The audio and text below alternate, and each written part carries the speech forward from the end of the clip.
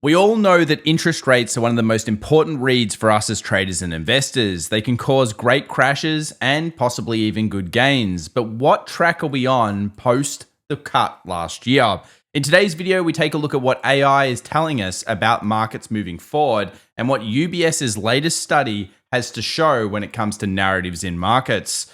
Yes, we're going to break down the call levels, the positive gamma in options, and of course, some of our favorite asset classes right now. Is gold about to go absolutely bonkers? Let's go through all of it right now together, including some of the sneaky Wall Street traps that you may not be seeing. Stocks, commodities, and cryptos. Let's do it. Well, welcome back everyone to The Daily Show. My name's Tom, and there is a lot to discuss when it comes to investing and trading in the markets right now. Over 2/3 of all the stocks were coming along for 6 days, making a world record-setting pace of market breadth. But of course, that all good things have to kind of end, and that did over the last 24 hours. Still, we had the biggest semiconductor stocks doing all right, and in today's video, we'll look at what that means for us moving forward as we approach the first major critical resistance of this bull run since last week. Let's talk about drivers in the market though. What are the sneaky Wall Street algorithms most likely to be fearful of, or at least moving with? And as it turns out, UBS's latest study kind of goes back to say exactly what we've always suspected, the US 10-year.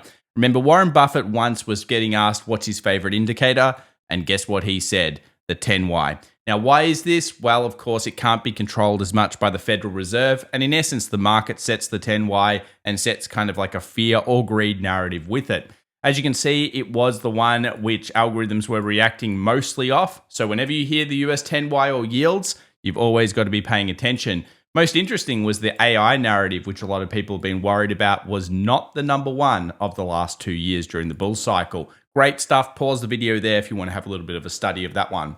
Now let's get on to something, though, that we've been bringing up now over the last 6 months. What happens when we get a rate cut or a change from the Federal Reserve? The market structure matters. If you've been watching for a while, if you remember when we were talking about this in August, September, October into November of last year, we really wanted to see the market do exactly what it's done so far if you were going to be bullish in markets. And of course, we have been so far. Why? Because we still think we're around 2/3 of the way through the cycle. And we basically are looking for what we call a normalization, a non-recessionary period. Now, as you can see here, so far, so good with the current run. And it looks like we're on path for the green line. So that basically is telling us that it's probably not time to panic just yet. If the markets were down more post the cuts last year, then we were most likely going into a recession scare. And of course, that would have the bears out in force, and rightfully so. Things tend to not go very well post that point. So is this important? Yes, it is. But you'll notice that the US 10-year hasn't quite followed the same normalization. And of course, this is the discussion point that is going to become bigger and bigger in 2025, which is, have we seen reinflation? So are we seeing something like, a really bad move here by the governments, which are going to be causing stimulation of the economy with handouts, potentially new bill packs that end up bringing money into the system and overall kind of juicing the economy while it really needs to be kind of just like kept at a stable pace? Well, of course, this is what we'll have a lot of people discussing stuff. We'll be covering it throughout the year, so make sure to subscribe. But let's just quickly talk about McClellan Oscillator. And obviously, this is one that a lot of people are going to be bringing up now because it went from a super negative reading all the way up to a super positive reading very quickly. Now, you may think, well, wait a second. Now that it's in overbought, do I need to sell the market? Well, here are the stats actually when we move that quickly. And yeah, it's an interesting one. It kind of shows that the next week could be a little bit of a sideways market action. So far we've seen markets go up very strongly post CPI. We did expect that together. Well done, guys. But at the same time, have a look here at the reads over the next week. Maybe 6,100, the core wall, will be a little bit too much for this market for at least maybe a few days. Then we have to expect, though, that the market will continue on. Remember, it is following a non-recessionary path right now, and things are still looking pretty stimulatory towards the market doing well. We're in the middle of earnings season. We see some of the biggest tech stocks next week. That will be an incredibly exciting time for markets. Obviously, if markets see what they think they're going to see, they're going to go wild on it. If they don't quite get the numbers they want to see, then that could be a different story. But earnings season is the number one, which you'll see soon why that is. And in general, when we've seen stats like this from the McClellan oscillator or anything else, we usually have pretty good 6 and 9 month and 12 month stats. 96% of the time, the market is up a year later. And that's not just a little bit of stats, that's actually quite a lot. We've also got some stuff here from FundStrat's Tom Lee. A lot of you guys don't seem to like Tom Lee in the comments down below, but hey, data is data. And yes, he's always bullish in the markets at the moment, but still some interesting stuff here. Instances where the ISM manufacturing is less than 50 for at least 12 months consecutively. Have a look here at the next 3 month, 6 month, and 12 month runs. And you'll notice that at least for the next 3 months and 6 months, and I found this interesting because have a look at this. Next 3 months and 6 months, good. Then what is this? 67% of the time only bullish? Okay, well, we'll have to look at that one, won't we? Because that would actually fit very well with us being around 2/3 of the way through a bull cycle right now and possibly having some problems near the end of this year. So some interesting stats there. What about the PE ratios? People, of course, worried about how high we are. Are we too high? Are we in a bubble? Well, I think, yes, we are in a bubble. Some people say we are not, but I think we probably are. And of course, people are discussing this. The key is, though, if you hear the term bubble, then generally we're not the peak because people haven't come to the conclusion that something higher is possible yet. Remember, if everyone thinks it's a bubble, it's generally not going to explode. The markets will always do the thing that makes the most amount of people look as dumb as possible. And that's because, in essence, they steal money from people that are misinformed. Recently, we've seen that with, of course, all the selling that's gone on. We saw literal sentiment reports go from 55% bullish in the space of 2 weeks down to 26% bullish. That is an absolute massive hit job on retail by the street. Let's talk about dollar index. We've already gone over this in our last video, so you can check it out. But at the moment, we're looking at whether this can be the same as Trump 1.0, 2016. Will we actually get the dollar being a buy the rumor, sell the fact? We've seen the US dollar obviously go very high on its sentiment reads. And that usually has coupled with a very good investment in gold. Since we first reported on this about a week and a half ago, gold's been running almost every single day since. So an interesting read indeed. And if this happens, then I think a few of us, especially me, will be pretty happy because, of course, gold will finally hit the magical 3K plus line. And it could even have more than that in some of my latest studies. Let's now talk about one of the other interesting factors, which of course has been China. A lot of people very worried about it, rightfully so. Looks like they're in a recession. They have been for a while. Are they going to be able to pull themselves out of it? Well, it looks like people are shorting big time. And leading into 2025, we're seeing still a huge amount of short interest open in the Chinese market. Now, I don't really understand this. We're basically bottomed off. You can see here the price action's obviously been improving in recent times. We've, of course, talked about all of these 3 levels throughout the last year, and they've been pretty good buy opportunities. And that's because too many people are short it. When everyone's short in the narrative, you're going against literally the entire country trying to stimulate the market. And of course, as I've mentioned and as we've talked about, we've discussed this idea. What we have is literally the PBOC saying, we're going to give you some money, we're going to give you some stim, and then the market saying it's not enough. It's a tug of war. Eventually, the market will like what it sees. And remember, there is a full force attack of massive stimulus that is just around the corner. A weaker dollar will also be helpful for that particular market. Let's now move over to why valuations matter. The market is in the phase of wanting PE and EPS growth. Obviously, we're starting to see that. And of course, if we do, and it looks like we're going to get this, we reported this a few weeks ago, if we manage to get over 80% of markets looking at 12-month percent changes of forward earnings looking positive, then that cements us in the 2/3 kind of move here. So we're in that last stage of the bull cycle. A very important time, and it looks likely based on how good the earnings has already kicked off being. Russell 2000 small growth, also an interesting market, of course. We're now above here, changing trend. So that would probably mean that pullback should be met by bull demand. Another interesting fact that you should be looking at. All right, let's go over to crypto for a moment. This is, of course, a delayed stat, but we're still seeing overall bullish action on the ETFs for both Ethereum and for Bitcoin. Of course, Solana, XRP being a little bit more interesting. People are losing faith in it because no big announcements since the 20th. But realistically, you've just got to think of it as, yes, the price action is still holding the key levels. And of course, the markets are still bullish. So don't necessarily lose faith, I guess, in these just yet. The price action is ultimate reader, and so far it's still bullish on the charts. We'll show that later. In terms of earnings, here are some of the latest earnings and things that are coming out. Of course, be aware of that. Next week will be a big kickoff. And then we can move over to, of course, one of the other interesting ones, which is the TQQQ, one of the most well-known triple leveraged ETFs for the NASDAQ. Just got a monster dark pool trade on it. Could this be someone taking a little bit of temp profit against next week's earnings? Certainly could be. Based on the S&P 500 hitting 6,100, there could be a little bit of a pullback here, or at least a sideways action. Of course, we do remain bullish, and we'll talk about that in a moment. But yes, big dark pool coming through. Make of it what you will. And of course, we'll be paying attention to it. Now let's talk about the S&P. So we mentioned resistance core wall. This is an all-time high. This is, of course, where we are right now.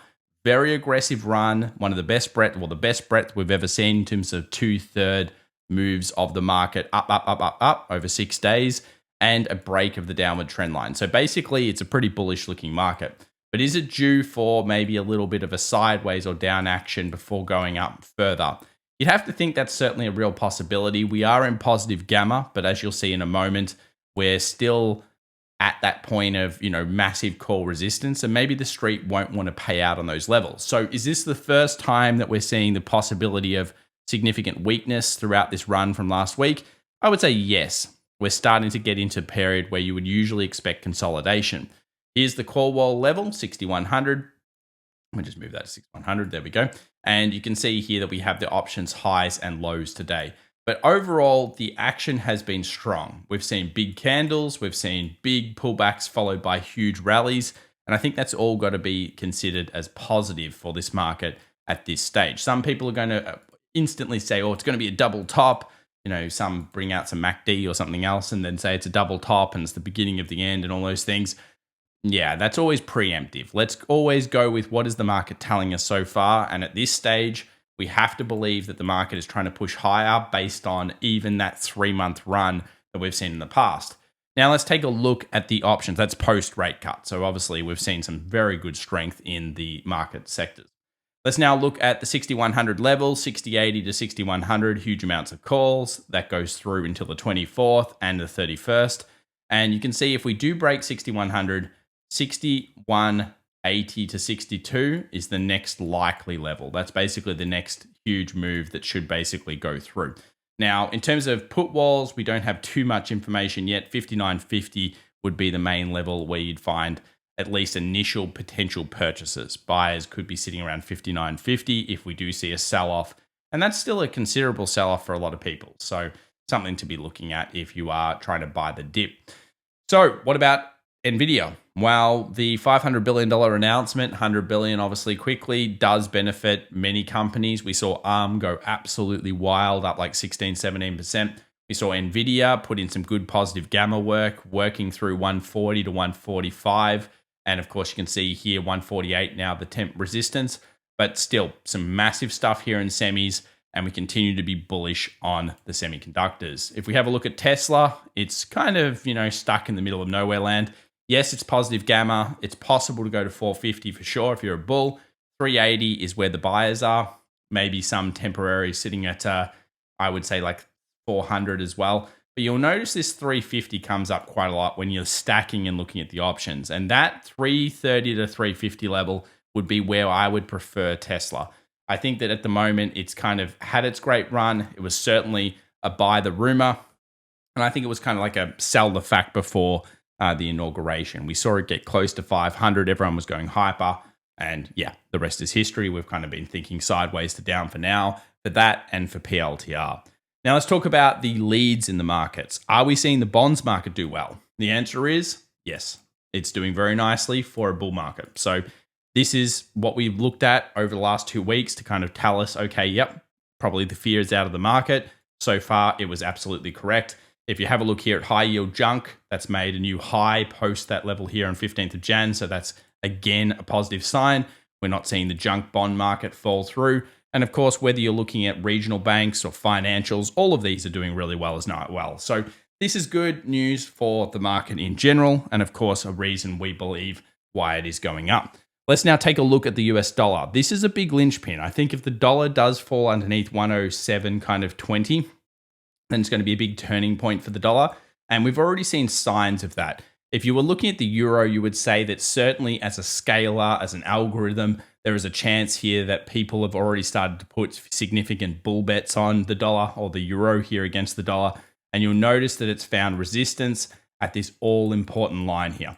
So if it breaks through there, I think that really that's changed trend. And at the moment on the smaller time frames, we've already seen trend changes towards the bull end. So some good stuff here for the euro, some bad stuff, of course, for the US dollar, but overall that's not that bad a sign. And that could actually create quite a lot of trades going into things like China and other currencies as well. So it'll be an interesting one to watch. It's also good for gold. Weak dollar could be good for gold versus the dollar. And you'll notice here it's gone through that 27.20 to 30 area. And yeah, we're looking for an all-time high on gold. I'd like to see this thing breaking 27.90, 2800, and then pushing towards 3K over the next coming months. And cycle history would have us guessing that that is very possible. Now let's move over to silver. Still no break above 31.15. Looking for it, haven't got it. We'll report on it when we do get it. And US oil continues the weakness that we suspected was there. And we're looking at this stage towards 73.50 to 74 to see whether bulls can buy it back up. So I'm kind of neutral bearish on oil for temporary. And then of course, bullish on it if we can get the right action at that level. Tesla, it's all about really in the middle of nowhere. So as we say, in the middle of nowhere, we're reporting on it, but we're not seeing much action there. Another interesting stock that's in probably most people's watch lists at the moment is Apple. We saw, of course, Pelosi sell it up near the highs, but it's come down to the most traded level and so far holding okay. So if we go to the daily, you can see here it's bought off that low, maybe creating a little bit of an island. So that is a gap down. If it gaps up, good sign. Some people may want to try buying the dip at that point. And of course, we'll have earnings very soon to really confirm which way this is going. NVIDIA looking fantastic, obviously moving up here, very strong action. If we have a look at semiconductors in general, new high, ARM going ballistic, and even AMD coming along a little bit to the party. So good signs there in most of the stocks that really are the backbone of this current bull cycle, which is AI. And while that may not matter to the algorithms as much as some people thought, you can still see it was one of the top three in terms of sentiments over the last 2 years. HSI, no new high yet, certainly looking much better. Got alerts at 20,200 for that when we report back on it. And US 2000 has got a nice breakout to the upside. So that means that even if it does pull back now to 2220, there's a good chance there's buyers there. And we expect dark pool liquidity to start to heat up on something like the small caps and, of course, some of the other major market areas. We're seeing the Value 1000 and others do very, very nicely indeed. Nasdaq's hit resistance similar to the S&P 500, and we saw that huge Q trade. So that is one of the biggest Q trades we've seen on triple leveraged. I'd guess it's a sell and a take profit, but as always, you've got to kind of think of it as, well, you know, it's a guess and you're just putting the evidence together. When we're looking at Solana at resistance, waiting for a break. If you're looking at Ethereum, I wouldn't do too much on it. It has to hold around here. It's very important Ethereum holds around here, but 3,500 plus is going to be wild. Break of trend line, break of high, oh, it's going to look good. So if that happens, it's going to be really fantastic for Ethereum, but now it's sitting right on those supports. And when we go over to Bitcoin, very important, it continues to hold the 100K line. So if it doesn't do that, could go down, and then you're going to get every Wyckoff expert in the sun saying, you know what, this thing's over, crypto's over. Yeah, we'll have to talk about it if that does happen. News for the week ahead, a lot of policies coming out of Euro and Asia areas, and of course PMI on Friday. And as always, guys, if you enjoyed today's video, please remember to subscribe, whether on X or of course here on YouTube, and make sure to follow us on LinkedIn and some of the other platforms. I also want to just let you know it may be live on this particular link by now, otherwise the next 24 hours. If you're in Brisbane or in Perth, Australia, we will be coming to your area and doing a free, totally free speech that's going to be amazing. That's going to be covering everything we're looking forward to in 2025-26. You've got to be there. Come out and meet everyone on the channel, and it'd be great to see you there. So remember to sign up for that, and links will be in the description down below. Thank you so much, guys. We'll see you in the next one.